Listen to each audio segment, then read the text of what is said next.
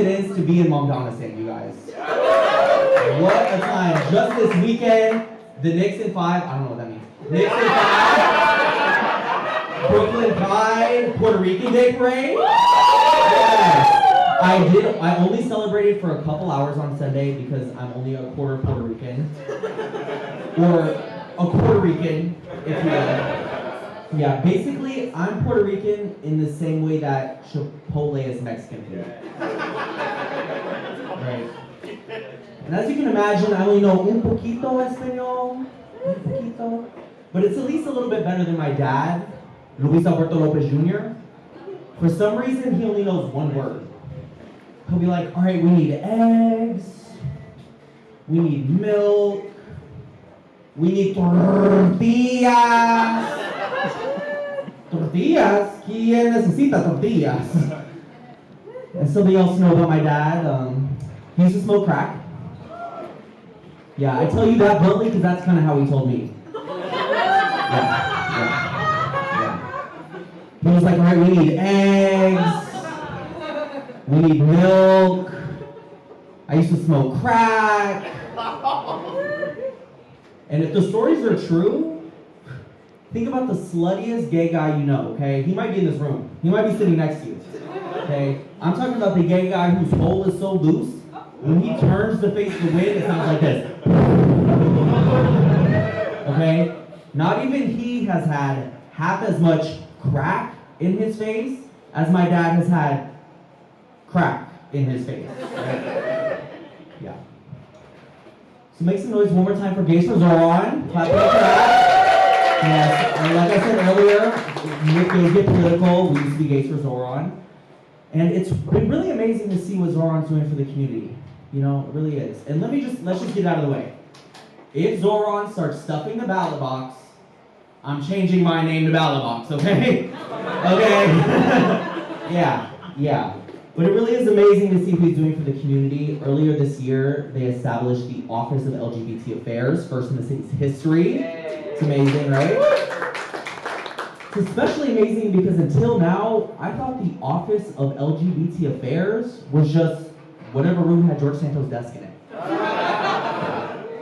But let's be honest, his record isn't squeaky clean. During the campaign, Zohran went back home to Uganda where he was born, and he took pictures with a homophobic politician. Right? But listen, if you can go back to your hometown and get canceled for smiling next to someone who hates gays, I really hope none of my family pictures from Christmas get leaked, okay? Yeah. Fingers crossed.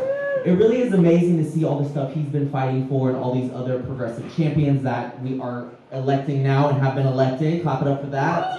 Like universal child care, right? Yeah. It's especially amazing because child care workers, they go through it. One of my friends, she said that her kids kept coming in smelly and greasy, you know, just kind of unshowered. So she talked to her boss about it, and he was like, they come from a different culture. They're European. Yeah, European in your pants not fucking changing them. Yeah. She actually came home with a box of those spinner toys. What are they called? Fidget spinners. Okay, it's 2026. We're not supposed to call them fidgets anymore. We're supposed to call them little toys.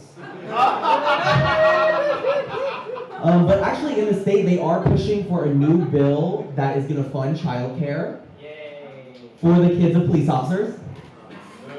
Yeah. And in the bill, one of their main things is they want to stop teaching kids animal noises. Yeah. Because they say it's stereotypical and offensive to say that pigs go. Everyone knows they only do that when they see you jumping the turnstile. Yeah.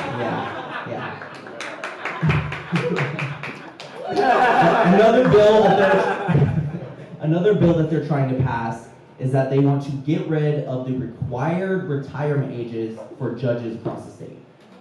Right now, once you turn 70, you have to retire from being a judge. They want to get rid of that. As you can imagine, just like a common cold, it's killing with people above 65. And the reason that they want to do this is they say, oh, that law was written over 100 years ago. which confuses me a little bit because I thought 70-year-old politicians' whole thing was supporting an old, outdated constitution, right? But then I was like, no. Their whole thing is being old and outdating prostitution. Oh, that makes sense. Now, if this goes through, it is going to affect a lot of people. It's going to affect justices in the Supreme Court, County Court, District Court, justices in the Court of Appeals, the Court of the City of New York, Kourtney Kardashian, tennis ball courts, pickleball courts, rose courts. It's going to affect a lot of people. The kids' fast fashion brand, Justice for Kids, and the organization supporting child sweatshop workers, Justice for the Kids. Okay. So a lot of people are going to be affected. Can we talk about Mar-a-Lago face? Are we familiar with what this is? No, yes, no, maybe so. It's when these conservative women like Kristi Noem, Marjorie Taylor Greene have a lot of, cosmetic surgery, a lot of filler. And I have no problem with that. Do your thing. But I have no problem with it because I support a woman's right to choose. And it's strange because for these women, that's the one, Botox is the one time where it's like, my body, my choice. It's weird. They're transphobic, but get more gender-affirming care than anybody. It doesn't add up. They're like, no, you cannot have a procedure that makes you feel more like a woman. Meanwhile, this side of their face is on this side, this side of their face is on this side. Their friends are like, oh, with all that transphobic stuff, you really need to turn the other cheek. And she's like, I already did. Clap it up for Pride Month. Make some noise for Pride Month.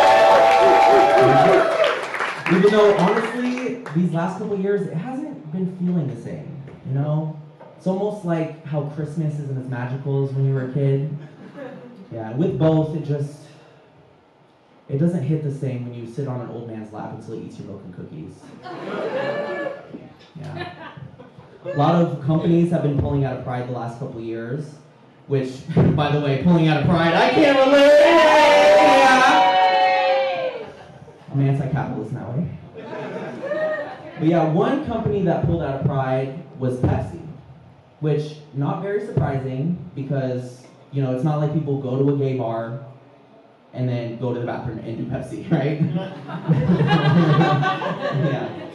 And now that our rights are under attack again, I've been realizing how many of these privileges, I know I take a lot for granted. Like, it's only in the last couple decades that being queer has been decriminalized. Forget about, gay marriage is only 10 years old, but decriminalized only in the last couple decades.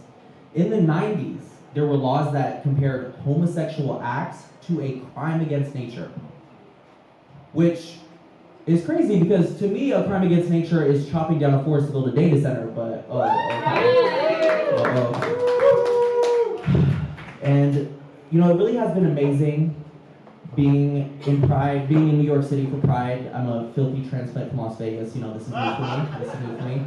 But it's been amazing to celebrate Pride where it all started, especially because back in Vegas, the only time someone throws a brick is when it goes directly to my dad's nostrils. Yeah. Thank you so much. Make some noise one more time for the show.